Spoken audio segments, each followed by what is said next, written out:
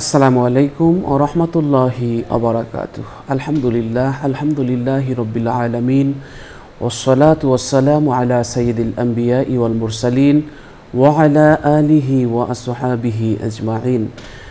সুপ্রিয় দর্শক শ্রোতা, অনেক অনেক প্রীতি ও শুভেচ্ছা আলোকিত প্রতিদিন অনুষ্ঠানের পক্ষ থেকে। আশা করছি ভালো আছেন, সুস্থ আছেন, নিরাপদে আছেন। মহান প্রতিপালকের কাছে আমরা এই প্রার্থনা করছি, আল্লাহ যেন সবখানে সবসময় আপনাদেরকে ভালো রাখেন, সুস্থ রাখেন, নিরাপদে রাখেন। দর্শক, আজ এই মহেন্দ্রক্ষণ সময়ে আমরা চমৎকার একটি বিষয় নিয়ে আলোচনা করব। আর এই বিষয়টি নিয়ে আলোচনা করার জন্যে সুন্দর এই সকালে উপস্থিত হয়েছেন একজন বিশিষ্ট ইসলামী চিন্তাবিদ। আজ আমাদের সাথে অতিথি হিসেবে আছেন ক্যারিয়ার লিফট স্কিল ডেভেলপমেন্ট ইনস্টিটিউটের সম্মানিত প্রিন্সিপাল ডক্টর মোস্তাফিজুর রহমান ফয়সাল। আসসালামু আলাইকুম ওয়া রাহমাতুল্লাহ। ওয়ালাইকুম আসসালাম ওয়া রাহমাতুল্লাহি ওয়া বারাকাতুহু। মুহতারাম, কেমন আছেন? আলহামদুলিল্লাহ, আপনি ভালো আছেন? আলহামদুলিল্লাহ, ভালো আছি। দর্শক, আজ আমরা যে বিষয়টি নিয়ে আলোচনা করব সেটি হলো অর্থ ও ক্ষমতার মোহ। চমৎকার একটি বিষয়। আল্লাহ তাআলা বলেছেন, ওয়াকুল্লুহুম আতিহি ইয়াউমাল কিয়ামাতি ফারাদা, যে তোমার সব কিছু সন্তান, সন্ততি, সম্পদ, অর্থ, ক্ষমতা, বিত্ত, বৈভব, মোহ সব কিছু ছেড়ে দিয়ে ফেলে রেখে শূন্য হাতে আমার সামনে এসে দাঁড়াতে হবে। আসলে আমাদের জীবনের অনন্ত জীবনের যে শেষ বেলাটা আছে, শেষ বেলায় কিন্তু আমরা স্বেচ্ছায় হোক অনিচ্ছায় হোক আমাদের জীবনের সমস্ত অর্জন সব কিছু রেখে আমরা রেখে যাই পরপারে। আমরা পরকালীন জীবনের ওপারের জীবনে যখন যাই সব কিছু রেখে যাই। তো এই যে মোহ এবং এই যে অর্থ এবং ক্ষমতা, এই নেশা, এই ক্ষমতা এবং অর্থের নেশায় আমরা আমাদের জ্ঞান বুদ্ধিকে আমরা হারিয়ে ফেলি। লোভ এবং প্রজ্ঞা, এই দুটিতে লড়াই বেজে যায়। তো প্রজ্ঞা, জ্ঞান বুদ্ধি, প্রজ্ঞা এবং হলো লোভ। তো একসময় লোভ হেরে যায়, আর এই একসময় আমাদের প্রজ্ঞা, জ্ঞান, বিবেক হেরে যায় এবং লোভ এবং মোহ এটা জিতে যায়। তখন মানুষ মরীচিকার পিছনে নিরন্তর ছুটে চলে, তাসের ঘরের পিছনে নিরন্তর ছুটে চলে মানুষ। আসলে সে জানে না এই যে মোহ, এই যে ক্ষমতা, এগুলো ক্ষণিকের। আসলে এই যে ক্ষমতা, এগুলো আমাদের মোহ যেটা, এটা সমাজ আর রাষ্ট্র নয়, ব্যক্তির হৃদয়কেও ধ্বংসের মুখে ঠেলে দেয়। অতিরিক্ত চাই, চাই আর চাই, এই যে স্বভাবটা, অসৎ উপায় হলেও সম্পদের পাহাড় গড়তে হবে, মানসিকতা যে এরকমের হয়ে গেছে আমাদের, এটা আমাদের খুব ক্ষতিকর একটি দিক। আমরা এখন বলি জমিন আমার, এই আসমান আমার, এখানে আমার কর্তৃত্ব চলবে, আমি চাই, আমি একা খাবো, আমার দরকার। আসলে একদিন মায়ের পেটে যখন ছিলাম তখন কেউ খবর নেওয়ার ছিল না। তখন কোথায় ছিল আমার এই ক্ষমতা, কোথায় ছিল এই পাওয়ার, কোথায় ছিল আমাদের এই আভিজাত্য? আসলে আমাদের এগুলো মূল্যহীন। যার পিছে আমরা ঘুরে বেড়াচ্ছি, ছুটে চলছি, এগুলো মূল্যহীন। এটা আমাদের বুঝতে হবে। আমরা এই যে আমাদের লোভ এবং মোহ, এই লোভ এবং মোহর লাগাম টানতে হবে। কোরআনুল কারিমে আল্লাহ বলেছেন, তোমরা এতিমের প্রতি দয়া অনুগ্রহ প্রদর্শন করো, তোমরা এতিমের প্রতি দয়া অনুগ্রহ প্রদর্শন করো। তোমরা মিসকিনদের খাদ্যদানে পরস্পরকে, তোমরা যারা করো না এগুলো, অনুগ্রহ করো না এবং মিসকিনকে খাদ্যদানে উৎসাহিত করো না। তোমরা উত্তরাধিকার সম্পদ সম্পূর্ণভাবে গ্রাস করো, বস্তুত তোমরা ধন সম্পদকে অধিক পরিমাণে ভালোবাসো। এগুলো যারা করো, সুতরাং এগুলো আমাদের করা যাবে না। নবীজি বলেছেন যে তোমরা অর্থের লোভের ব্যাপারে সাবধান থেকো, কেননা তোমাদের পূর্ববর্তীরা এই লোভের কারণেই ধ্বংস হয়েছে। অর্থলোভ তাদের কৃপণতার প্রতি উদ্বুদ্ধ করেছে, ফলে তারা কৃপণতা অবলম্বন করেছিল। আর এই কৃপণতা অবলম্বন করার কারণে তাদের আত্মীয়তার সম্পর্ক ছিন্ন করার ব্যাপারে উৎসাহিত করেছে। তখন তারা তাই করেছিল। অর্থলোভ তাদের পাপাচারের প্রতি প্ররোচিত করেছে, তখন তারা প্রকাশ্যে অপ্রকাশ্যে পাপাচারে লিপ্ত হয়েছে। সুনানে আবু দাউদ শরীফের হাদিস। রাসূল সাল্লাল্লাহু আলাইহি ওয়াসাল্লাম অন্যত্র বলেন, কঠোরতা এবং নির্মমতা মূলত ওইসব বেদুইন কৃষকদের মধ্যেই বেশি পাওয়া যায়, যার সূর্যের উদয় অস্ত সর্বদা তাদের উট নিয়ে ব্যস্ত থাকে। বুখারী শরীফের হাদিস। আল্লামা খাত্তাবী রহমতুল্লাহ বলেন যে উক্ত হাদিসে বেদুইন কৃষকের নিন্দা এজন্য করা হয়েছে যে এ জাতীয় লোকের নিজেদের পার্থিব কাজে এমনভাবে ব্যতিব্যস্ত করে রাখে যে পরিণামে তারা দিনের ব্যাপারে সম্পূর্ণ বেখবর হয়ে যায়, আর পার্থিব বিষয়ে এমন নিমগ্নতা যা মানুষকে আখেরাত এবং তার প্রস্তুতির ব্যাপারে উদাসীন করে দেয়, যা মূলত তাদের অন্তরের কঠোরতা এবং নির্মমতার কারণ হয়ে দাঁড়ায়। এজন্যে আমাদের সকলকে আমাদের অর্থ প্রয়োজন, নৌকা পানি ছাড়া চলে না, পানি প্রয়োজন নৌকার, কিন্তু সেই পানি যদি নৌকার উপরে উঠে যায় তখন কিন্তু সেই নৌকাটা ডুবে যায়। আসলে ক্ষমতার যে পাওয়ারের যে একটা আছে, আপনার লোভ আছে, এটা সামলানো এবং এই যে স্বাদটা এটা কন্ট্রোল করা এটা খুব কঠিন। তো এই জন্যে আমরা অনেকে আছি যে পথ চেয়ে নেই এবং ক্ষমতার মোহে পাগল। তো এগুলো থেকে আমাদের নিবৃত্ত করতে হবে। তবে জোর করে কেউ যদি কোনো দায়িত্ব আসে তাহলে সেটা পালন করার প্রতি আন্তরিক হতে হবে। চলুন, অর্থ এবং ক্ষমতার মোহ আমাদের জীবনে কতটা ভয়াবহ আকার ধারণ করতে পারে ক্ষতির দিক থেকে, আমরা এই বিষয়টি নিয়ে আলোচনা শুনছি আমাদের আজকের অতিথির কাছ থেকে। জি মুহতারাম, ধন্যবাদ। আলহামদুলিল্লাহ রাব্বিল আলামিন, ওয়াসসালাতু ওয়াসসালামু আলা সাইয়্যিদিল মুরসালিন ওয়া আলা আলিহি ওয়া সাহবিহি আজমাইন। যেমনটি বলছিলেন যে মানুষ দুনিয়ার বিষয়বস্তু, ধন সম্পদ এগুলো ছাড়া আসলে চলতে পারে না। এগুলো মানুষের উপায় উপকরণ, জীবন ধারণের জন্য প্রয়োজন। আর আল্লাহ রাব্বুল আলামিন একটা শৃঙ্খলা দিয়েছেন, কাউকে কারো উপরে প্রাধান্য দিয়েছেন, কাউকে বস বানিয়েছেন, মালিক বানিয়েছেন, কাউকে তার কর্মচারী বানিয়েছেন। এটা আল্লাহ রাব্বুল আলামিনের ইকোসিস্টেমের অংশ। এই ইকোসিস্টেমে সবই আছে, কিন্তু যখনই এই বিষয়টা আপনার ব্যতিক্রম কিছু হয়, মানুষ যখন দরকার এটা কি সেই দরকারটা অর্জন করতে গিয়ে যখন মানুষ হালাল হারাম আর কোনো বিবেচনা করে না, তো তখন এই সমস্যাটা শুধু তার তৈরি হয় না, সে পুরো সিস্টেমের মধ্যে সমস্যা তৈরি করে। এই জন্য একটা বিষয় হচ্ছে যে কোনো মানুষের মধ্যে যদি লোভ না থাকে আখেরাতের প্রতি বা জান্নাত জাহান্নামের প্রতি, তাহলে তো সে আমলও করবে না। কিন্তু বাস্তবিকতে মোহ জিনিসটা খুবই খারাপ, যে ধন সম্পদের মোহ বা ক্ষমতার মোহ মানুষকে আসলে অনেক সময় বাস্তবতা থেকে অনেক দূরে সরিয়ে নিয়ে যায়। যেমন একটা মানুষ যখন সে নেশা করে, এই নেশাগ্রস্ত মানুষটা সে কিন্তু মোহগ্রস্ত অবস্থায় থাকে এবং সে বাস্তবতা থেকে অনেক দূরে থাকে তখন। এখন সে হাওয়ায় ভাসতে থাকে, হাওয়ায় ভাসতে ভাসতে সে অনেক কিছু বলে, অনেক কিছু করে, আসলে এটার সাথে বাস্তবতার কোনো মিল নেই। একজন মোহবিষ্ট মানুষও ঠিক এরকম, যে সম্পদের নেশায় যে পাগল হয়ে গেছে, ক্ষমতার নেশায় যে মারাত্মক অবস্থা ধারণ করেছে যার মধ্যে, সেও কিন্তু মোহগ্রস্ত মানুষের মতোই। তো আমরা দুনিয়ার যে কোনো ধন সম্পদের কথা বলি আর দুনিয়ার যে কোনো ক্ষমতার কথা বলি, আমরা দেখি যে মূলত অর্থের কথা বলা হয়, যে অর্থই হচ্ছে একটা হচ্ছে অর্থই সব অনর্থের মূল। যে দুনিয়ার যত আপনার অঘটন ঘটতেছে সব কিছুর পিছনে অর্থ আছে, আবার অর্থ ছাড়া দুনিয়াটা আসলে সচল থাকে না। তো এই যে শেখ সাজিদ রহমতুল্লাহ আলের একটা গল্প আছে, উনি বেড়াইতে গেছেন এক জায়গায়, তো যে ভদ্রলোকের বাসায় উনি ছিলেন তার সাথে গল্প হচ্ছিল যে আপনি কি করেন বা আপনার কি ইচ্ছা। তো উনি বললেন যে আমি পৃথিবীব্যাপী ঘুরে ঘুরে ব্যবসা করি, একটা শেষ ইচ্ছা আছে আমার। শেষ ইচ্ছাটা হলো আমি পারস্যের দামি কার্পেট নিয়ে ইউরোপে বিক্রি করব, ইউরোপের জিনিসপত্র নিয়ে এসে আমি ওই সুমাত্রা আইল্যান্ডে যাব, সেখান থেকে মশলা নিয়ে আমি চীনে যাব। এভাবে সে গোটা দুনিয়া ঘুরার একটা ফিরিস্তি বর্ণনা করলো। অর্থাৎ এখান থেকে এই মাল নিয়ে ওখানে যাবো, ওখান থেকে যাবো, ওখান থেকে এখানে যাবে, একটা পুরো একটা জীবন দিয়ে এটা আসলে অনেক সময় হয় না। তো উনি বললেন আমার একটা শেষ ইচ্ছা বাকি আছে, এই কাজটা আমি করব।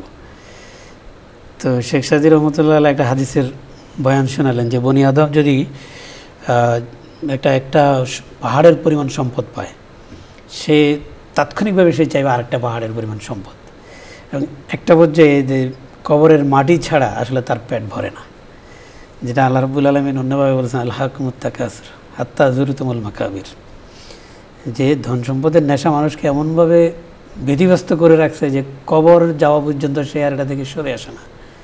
এই জিনিসটা হচ্ছে ভয়ঙ্কর জিনিস, যেটা বলছিলেন আপনি। তো এই জায়গায় যে মানুষ অনেক সময় মনে করে যে টাকা দিয়ে সব হয়, টাকা থাকলে সবই করা সম্ভব, সুতরাং টাকাই হলো মুখ্য বিষয়, অর্থই হলো মুখ্য বিষয়। এই ধ্যান ধারণাটাই মানুষের মধ্যে এই মুহূর্ত তৈরি করে। আমরা ইকোনমিক্সে আমরা দেখি যে একটা জিনিস বলা হয় যে অভাব অফুরন্ত, অভাব কোনোদিন শেষ হবে না, আর সম্পদ হচ্ছে সসীম, এটা লিমিটেড। এই সীমিত সম্পদ দিয়ে অফুরন্ত অভাবকে পূরণ করার চেষ্টা করতে হবে, অর্থনীতির মূল ভাষ্য বলা হয় এটা। আসলে এই জায়গাটাতে আমরা একটা সমস্যা তৈরি করি, অভাব কীভাবে অফুরন্ত হয়। একটা মানুষের যে প্রয়োজন সেই প্রয়োজনটা এই মুহূর্তে তার প্রয়োজন, এটা তার অভাব। এই মুহূর্তে তার খাবার প্রয়োজন, ক্ষুধা আছে, এটা তার অভাব। এটা তো কোনোভাবে অফুরন্ত হওয়ার কথা না। তো মূলত আমরা যেটা করি যে এই অফুরন্ত, এটা আসলে চোখের চাহিদা, এটাই মোহ, যে সম্পদের মোহ মানুষকে যে জায়গায় নিয়ে যায়। আপনার আব্রাহা তো কাবা আক্রমণ করছে, এখানে রাজনীতির চেয়েও অর্থনীতি ছিল মুখ্য। আব্রাহা সে পলিটিশিয়ান ছিল, রাষ্ট্রের বাদশা ছিল, এটা ঠিক আছে, কিন্তু সে কাবা আক্রমণ করলো কেন? কাবা আক্রমণ করলো যে এখানে মানুষ যায়, এটা কেন্দ্রিক একটা অর্থনীতির একটা প্রবাহ হয়, বেচা বিক্রি অনেক বেশি হয়, অনেক মানুষ আসে সেখানে, একটা অল্প সময়ের মধ্যে অনেক বেশি মানুষ এখানে অর্থনৈতিক কর্মকাণ্ড করে। তো সেটা যদি ইয়েমেনে তার সেই জায়গায় করতে পারে বাণিজ্য কেন্দ্রে, এটা তার অর্থনৈতিক কেন্দ্র থেকে সে আল্লাহর ঘরে হাত দিয়ে বসছে, যদিও সে ধ্বংস হয়ে গেছে। তো সে তার লিমিট সে জানতো না যে কোন জায়গায় তাকে থামতে হবে। তো আপনার দুনিয়ার বিষয় নিয়ে আমরা যখন ব্যতিব্যস্ত হই যে আমাদেরকে কোন জায়গায় থামতে হবে, ব্রেক দেওয়ার ব্যাপারটা যদি আমরা না বুঝি, তাহলে নিঃসন্দেহে আমি যদি এরকম মোহবিষ্ট থাকি, আমি দুনিয়াতে অ্যাক্সিডেন্ট করব। আর কুরাইশদের ক্ষেত্রে অর্থনৈতিক চেয়েও বিষয়টা ছিল রাজনৈতিক ক্ষমতা। কুরাইশদের প্রসঙ্গ ছিল তারা তাদের বিষয়টা হচ্ছে রাজনৈতিক, যে বাতিজা মুহাম্মদ সাল্লাল্লাহু আলাইহি ওয়াসাল্লাম সে যেভাবে ইসলামের প্রচার প্রসার করতেছে, আলটিমেটলি তো পাওয়ার চলে যাবে আমাদের কিছুদিনের মধ্যে। সুতরাং ক্ষমতাকে কুক্ষিগত করতে হবে, কি করা যায় এখন তাকে থামাইতে হবে। থামানোর প্রক্রিয়াটা রাজনৈতিক ছিল না, থামানোর প্রক্রিয়াটা ছিল অর্থনৈতিক। তাকে কি অফার দেওয়া হলো, তোমার সমস্যাটা কী দরকার, তোমার টাকা পয়সা দরকার, তোমার আর কি দরকার? পাশাপাশি তার ক্ষমতার অফারও দিয়েছে, তোমাকে আমরা প্রয়োজনে রাজা বানিয়ে নেব। তো ব্যাপারটা হচ্ছে তাদের ডিলিংয়ের সমস্যা ছিল, এবং তারাও তাদের লিমিটটা জানতো না। আর লিমিটটা না জানতে গিয়ে তারা আল্লাহর বিধানের বিরুদ্ধে অবস্থান নিয়েছে, যার কারণে তারাও ধ্বংস হয়ে গেছে। তো যেখানে আল্লাহ কোরআনে বারবার বিভিন্ন জায়গায় বলেছেন, সম্পদের ক্ষেত্রে বলেছেন লিল্লাহি মা ফিস সামাওয়াতি ওয়া মা ফিল আরদ, এটা অনেকভাবে আল্লাহ বলছেন। আসমান এবং জমিন শুধু না, আসমান এবং জমিনের মাঝখানে যা আছে সব কিছুর একচ্ছত্র মালিকানা হচ্ছে আল্লাহর। তো সুতরাং আমরা যারা সম্পদ অর্জন করার জন্য পাগল হয়ে আছি, অথবা সম্পদ আমার পকেটে আছে, সম্পদ নিয়ে আছি, আল্লাহ বলছেন এগুলো সব মালিক হচ্ছে আমি, তোমাকে আমি আমানত হিসেবে ব্যবহার করতে দিয়েছি। আমার হুকুম অনুযায়ী তুমি এটা ব্যবহার করতে পারবা, কিন্তু এটা অপচয় করতে পারবে না, নষ্ট করতে পারবে না। আমার পকেটে 500 টাকা আছে, আমি কি এটা ছিঁড়ে ফেলতে পারি না। রাষ্ট্রের আইন অনুযায়ী এটা রাষ্ট্রের সম্পদ, টাকার অর্থটা আমার পকেটে আছে, এই মুহূর্তে আমি এটার মালিক বটে, কিন্তু সামষ্টিকভাবে এটার মালিক কিন্তু রাষ্ট্র।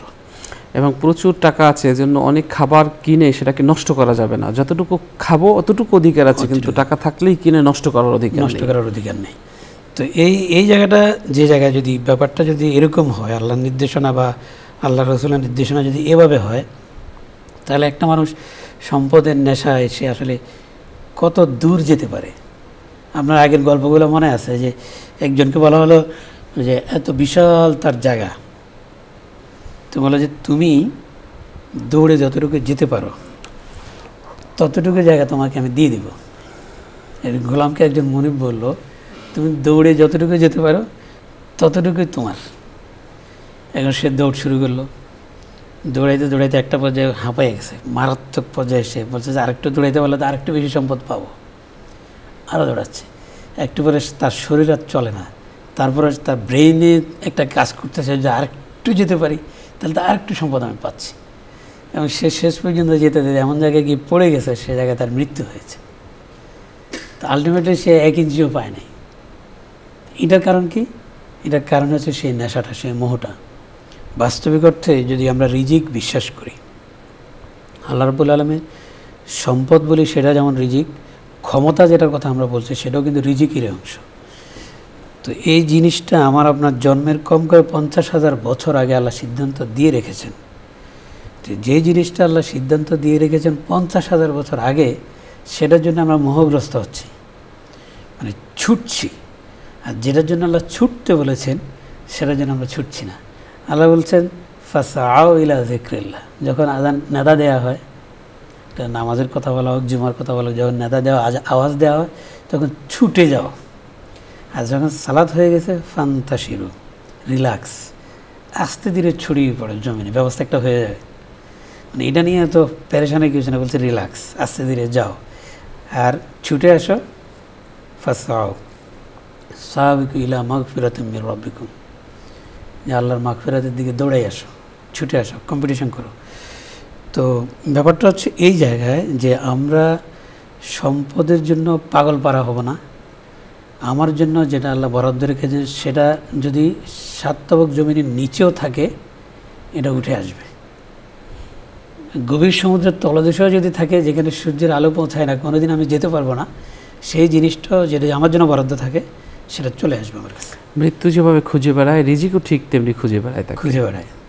তেমনি ক্ষমতার কথা যদি আমরা বলি, আল্লাহ সম্পদের পাশাপাশি ক্ষমতার কথাও বলেছেন। ইনিল হুকমু ইল্লা লিল্লাহ, ক্ষমতা নিরঙ্কুশভাবে মালিক হচ্ছেন আল্লাহ। আল্লাহ কাউকে দিলে, আল্লাহ কোনো মানুষকে যদি কোনো ক্ষমতা দেন, আল্লাহ সব কিছুর ক্ষেত্রে বলেছেন ক্ষমতা, সন্তান সন্ততি, অর্থ, সম্পদ, সব কিছু একটা পরীক্ষা। আর বারবার বিভিন্ন জায়গায় কোরআনে বলেছেন এগুলো হচ্ছে একটা খেলনা, খেলাধুলা, এগুলো একটা তামাশা। যে তামাশা বা একজন বাবা যদি একটা সন্তানের সাথে একটা জিনিস দেখাচ্ছে যে 10 টাকা তোমাকে দিব যদি এটা করতে পারো, এক ধরনের তামাশা হয়তো বাবা করছেন, কিন্তু আলটিমেটলি বাবার সব সম্পদই ও সন্তানের জন্য। তো বাস্তবিক অর্থে পৃথিবীতে যেতটুকু বরাদ্দ আছে ততটুকু আমার জন্য আল্লাহ দিবেনি, বাকি আল্লাহ বলে দিয়েছেন এটা কিন্তু তামাশা। এবং সেই তামাশায় যদি আমি ঢুকে পড়ি, তাহলে সেই তামাশা থেকে কোনো মানুষের পক্ষে এই চক্র থেকে আর বেরিয়ে আসা সম্ভব নয়। যে কোনো মানুষ যদি সত্যিকার অর্থে এই তামাশার মধ্যে ঢুকে যায় এবং এই মোহর মধ্যে যদি ঢুকে যায়, খুব বড় ধরনের কোনো ঘটনা না ঘটলে এই ধরনের মানুষগুলো এখান থেকে নিস্তার পায় না। এটা সম্পদের ক্ষেত্রে যেমন সত্য, আমরা ক্ষমতার ক্ষেত্রে যেমন সত্য। আমরা পৃথিবীতে বহু মানুষকে দেখেছি যে এই ক্ষমতাগুলো নিরঙ্কুশ করার জন্য সে যে পরিমাণ জুলুম করেছে মানুষের উপরে, যেই পরিমাণ মানুষকে কষ্ট দিয়েছে, এবং এই মানুষের কষ্টগুলো পৃথিবীতে দেশে দেশে, আমি ফেরাউনের কথা আমরা তো বড় উদাহরণ বলি, নমরুদের কথা বড় উদাহরণ বলি, যুগে যুগে যুগে যুগে এই উদাহরণগুলো যদি আমরা দেখি, যে একটা মজলুমের বদদোয়া যদি আল্লাহ ধরেন, তাহলে যে মানুষটা ক্ষমতা শুধু রাষ্ট্রীয় কর্তৃত্ব তো শুধু না, অনেক অর্থেই। আমি একটা প্রতিষ্ঠানের প্রধান, সেখানে আমার ক্ষমতা কার্যকর আছে। আল্লাহ রসুল বলেছেন কুল্লুকুম রাইন বা কুল্লুকুম মাসউলুন আন রাইয়াতিহি, মানে তোমরা সবাই রাখাল। এটা কিন্তু ক্ষমতা বা কর্তৃত্বের অর্থে বলেছেন, যা আমরা অনুবাদ করতে গিয়ে বলি যে দায়িত্বশীল। মূলত আল্লাহ রসুল সাবধানতার সাথে শব্দ ব্যবহার করেছেন রাখাল। রাখাল আজ থেকে 5,000 বছর আগেও পৃথিবীতে রাখাল ছিল, 10,000 বছর আগেও রাখাল ছিল, এখনও রাখাল আছে। হয়তো সেই সময় রাখাল যে পোশাক পরতো এখন সে পোশাক পরে না, সেই সময় যে যানবাহন ব্যবহার করতে এখন অনেক রাখাল আছে, অনেক বড় বড় খামারে সে হেলিকপ্টার ইউজ করে, এত বড় খামার। কিন্তু রাখালরা যারা যেই এলাকার দায়িত্বপ্রাপ্ত, সে যদি গরুর কথা বলি, রাখাল তার গরুগুলোকে প্রত্যেকটা গরুকে সে আলাদা আলাদাভাবে চিনে।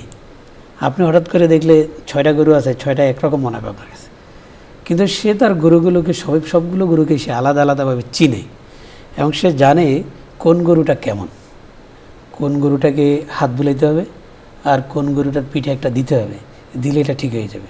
আর কোনোটার গলা চুলকে দিলে এটা ঠিক হয়ে যাবে, সে জানে। এবং এই কোনো গরুরই সে মালিক না।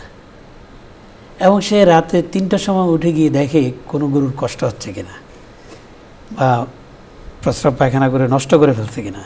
সে এরকম অনুভব করে যে নিজের থেকেও তার রাখাল তার গরুগুলোকে ভালো রাখার চেষ্টা করে, কিন্তু কোনোটারই সে মালিক না, দায়িত্বপ্রাপ্ত। আমরা যারা ক্ষমতাপ্রাপ্ত হই বিভিন্ন জায়গায়, রাষ্ট্রের কর্তৃত্ব বলি, আর একটা অফিসের কর্তৃত্ব বলি, একটা কোম্পানির কর্তৃত্ব, একটা ফ্যাক্টরির কর্তৃত্ব, যে কোনো জায়গায় একটা সমাজের সর্দার বলি, সব ক্ষেত্রেই কিন্তু রাখাল। এখন যদি এমন হয় যিনি দায়িত্বপ্রাপ্ত, তিনি যদি তার অধীনস্থ এই ব্যক্তিবর্গকে সেভাবে ভালোবাসেন, সেরকম মহব্বত করেন, নিজের চেয়ে তাদেরকে ভালো রাখার চেষ্টা করেন, তাহলে মূলত এই ক্ষমতা তার জন্য নেয়ামত হবে। আর সেটা যদি না হয়, তাহলে এই ক্ষমতা তার জন্য অভিশাপ হবে। তো আমরা অনেক সময় বিভিন্ন ক্ষেত্রে, পৃথিবীর বিভিন্ন কিছুর ক্ষেত্রে আমরা অনেক সময় চ্যালেঞ্জের মুখোমুখি হই। দুনিয়ার এটা স্বাভাবিক একটা নিয়ম, দুনিয়ার যে কোনো কাজের ক্ষেত্রেই যে মানুষ দুনিয়ার বৈধ পদ্ধতিতে সে ইনকাম করছে, উপার্জন করছে, একজন অনেক বেশি করছে, একজন অনেক কম করছে। যিনি অনেক বেশি করছেন, নিঃসন্দেহে দুনিয়ার নিয়ম অনুযায়ী সে এটা যোগ্য ছিল, সেটা যোগ্য এই কারণে সে এটা পাচ্ছে। কারণ আরেকজন যদি মনে করেন যে আমার এটা পাইতে হবে, আমার কেন এটা হলো না, তখন বুঝতে হবে তিনি তাকদীরকে বিশ্বাস করছেন না, এবং বিশ্বাস করছেন না বলেই তার মধ্যে মোহবিষ্টতা যোগ হয়েছে, মোহগ্রস্ত হয়েছেন তিনি। এবং যার কারণে আমরা অনেক সময় আরেকজনকে দেখে আমরা পরশ্রীকাতরতা আমাদের মধ্যে আসে, যে একজন এত বেশি পেল, আমি কেন পেলাম না, বা আমার কেন এটা আসছে না।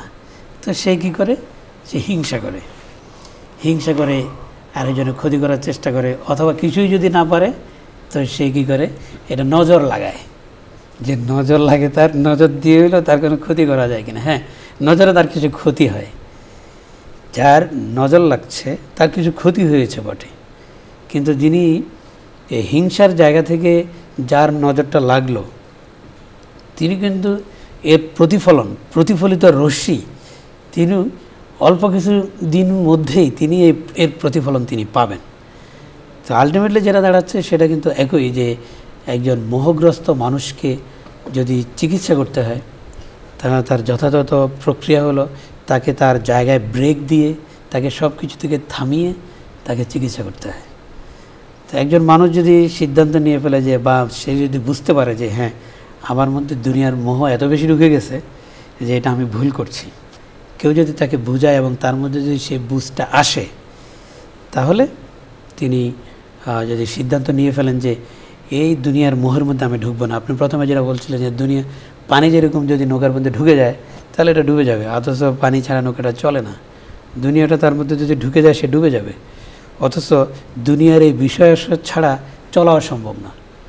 সুতরাং আমরা কোনোভাবে মোহগ্রস্ত হব না, বরঞ্চ সম্পদ, মর্যাদা, স্ট্যাটাস এবং আমার প্রভাব, একজন ইনফ্লুয়েন্সার তিনি একটা ফেসবুকে স্ট্যাটাস দিয়েছেন, তার স্ট্যাটাস মুহূর্তের মধ্যে 2 লাখ, 5 লাখ, 10 লাখ মানুষের কাছে চলে যায়। তাহলে তার সেই ইনফ্লুয়েন্সিং ক্যাপাসিটি যেহেতু অনেক বেশি, তিনিও কিন্তু এক ধরনের ক্ষমতা ভোগ করছেন, ক্ষমতার মধ্যে আছেন।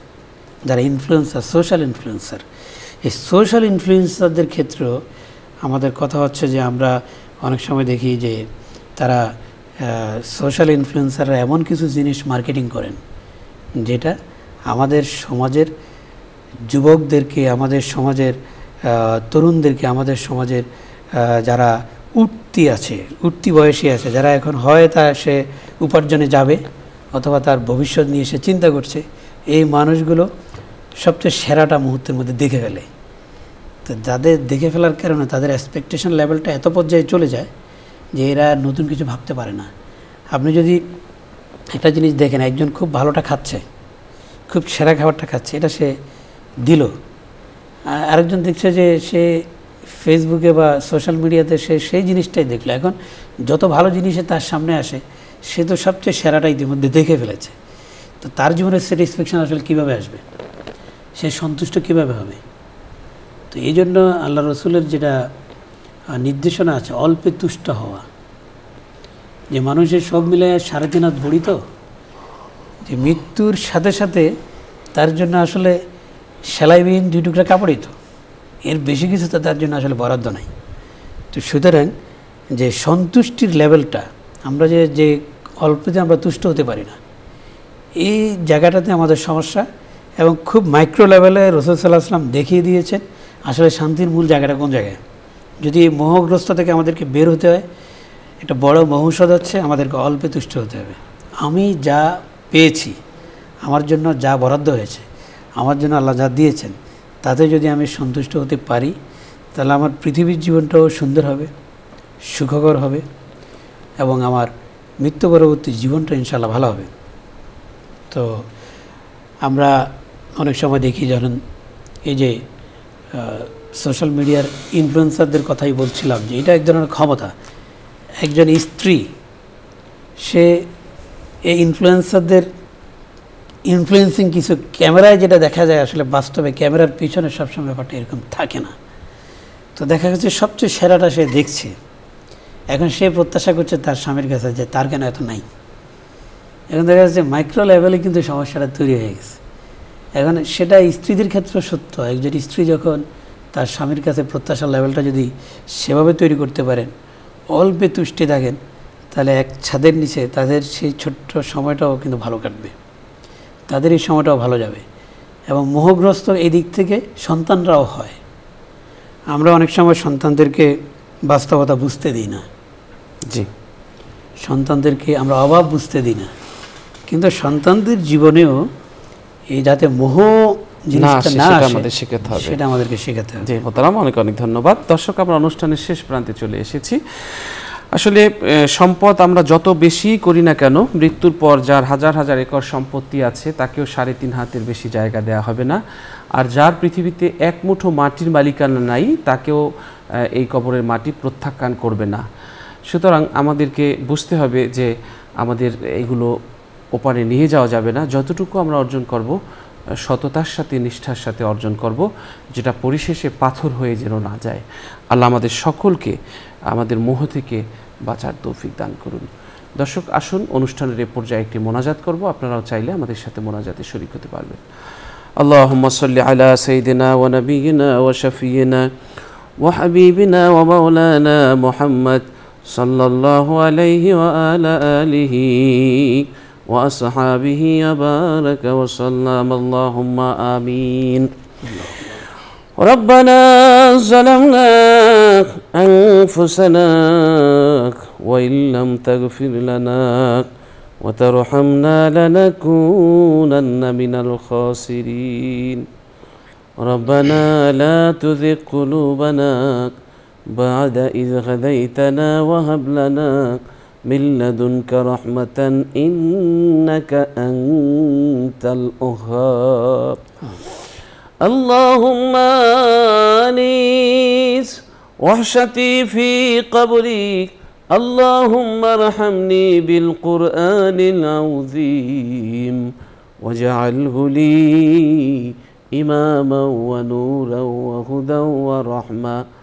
اللهم ذكرني منه ما نسيت وعلمني منه ما جهلت وارزقني تلاوته آناء الليل وآناء النهار واجعله لي حجة يا رب العالمين.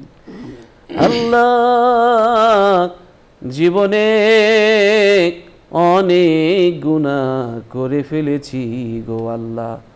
গুনার দিকে তাকালে মনে হয় আপনি আমাদের কবরে আযাব দিবেন।